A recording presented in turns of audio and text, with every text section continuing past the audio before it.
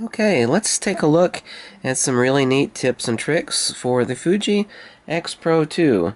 Now there is a mistake in the owner's manual so far as easily reformatting your cards. It says to hold down the trash button and hit the rear command dial, but that's incorrect. What you need to do is hold down the trash button for 3 seconds, then hit the rear command dial. That will take you to both slots. I'm going to format the card. I'm actually going to cancel that. I don't need to format. Another thing that you need to do is go into just above shooting setup and go to corrected autofocus frame and turn that on. What that will do is it will give you the correct view for parallax when using the optical viewfinder of your Fuji X-PRO2. Another important thing that if you were not an owner of the X-PRO1 or an owner of the T1 is that a special grip should be taken. A number of people have reported this, and there is a reason for that. The odd type of hold you need to take, that if you grip it like this, especially in flash photography, your thumb can actually hit the rear command dial and you can change your shutter speed and lose your flash photography, especially if you're running like a pocket wizard up here. So one of the best things to do is place your thumb in the correct position, remember that, and raise it up. This is the correct hold you should take, or thumb down. However, my fingers are short. Even that is too much of a reach for me, so I have to do it this way. Okay? Now, another thing that you can do is you can hold the menu button, OK button, for 3 seconds, and that will lock all the buttons on your camera from being altered. And press it again for 3 seconds to turn it off. Another thing someone has mentioned, and it's understandable, this diopter correction probably should have been recessed.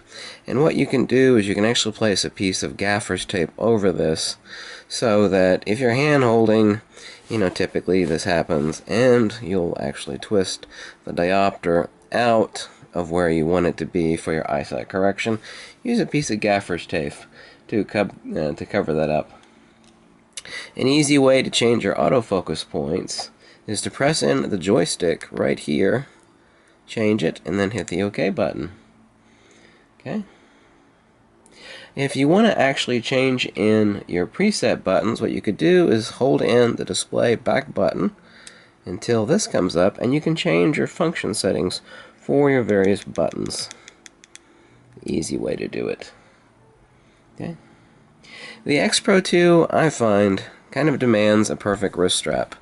It's more useful than the XT1 or the XT10 as far as,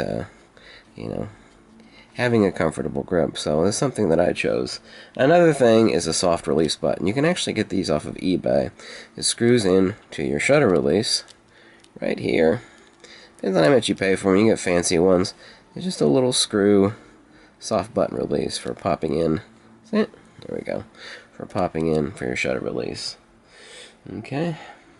Now you can actually check the remaining battery power on your camera by hitting the preview or play button and then hitting the up arrow. And here we see 92% remaining on battery life. So if you want to actually see the genuine percentage, you can do that. Another thing that you should do, and for many good reasons, on image quality, you should be shooting fine plus raw. Why? You want to capture maximum JPEGs for jimping to check your focus, and also for post-production workflow. Don't beat yourself in the head and get this wonderful camera and then decide you're going to be shooting in JPEG fine. It's your camera, you do whatever you want, but don't limit yourself. It's like buying a Lamborghini and sticking some Michelin tires on it. It's rather a bit ridiculous. Just a wee bit ridiculous. Now, everybody asks me about Across. Now, Across is a simulation, a black and white simulation. It's a really good one, but it saves it in JPEG.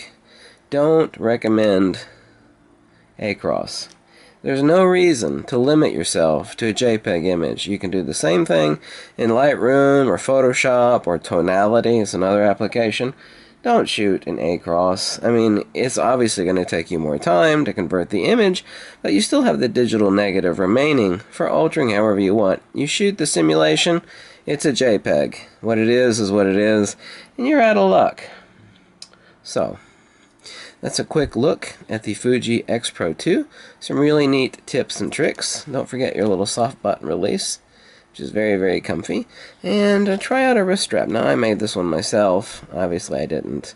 This is from a Fuji wrist strap. It actually screws into the base of the tripod mount, but very, very comfortable. Actually, I find that the X-PRO2 is ideally suited for a hand strap. I said wrist strap. I meant to say hand strap. Excuse me. So, thanks for watching. If you like this video, and drop me a buck or two. Or, just be happy with your camera, and I'm glad you could learn these tips and tricks, okay?